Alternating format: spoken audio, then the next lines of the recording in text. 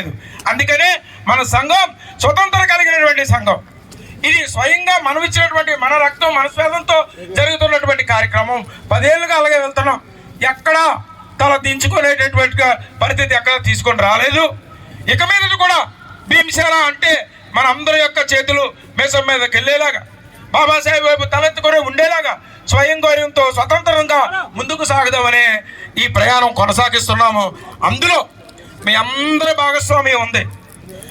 ఇలా ఈ ప్రయాణం ఈ భీమసేన 10 ఏళ్ళ ప్రయాణంలో మీరు కూర్చున్న మీ అందరిది, అలాగే రావాలన్నా రాలేకుండా ఇంటికి ఉండిపోయిన పెద్దలది, మన జాతి ప్రజలు అనుకుంటాం రే మన వాళ్ళు పైకి వెళ్తే కిందకి లాగేస్తారు. నో, ఈరోజు భీమసేన అంత పైకి వెళ్తుందంటే మన వాళ్ళు ఇచ్చినటువంటి సమిష్టి కృషి, మన వాళ్ళు ఇచ్చినటువంటి సపోర్టు, మన వాళ్ళు ఇచ్చినటువంటి స్వయం గౌరవ నమ్మకం, ఆ దిశగానే ముందుకు సాగుతున్నాం. ఆ దిశగా మీ అందరికీ ప్రత్యేకమైనటువంటి రాజ్యాంగ దినోత్సవ శుభాకాంక్షలు తెలియజేసుకుంటూ ఈ అంశం మీద మాట్లాడాలని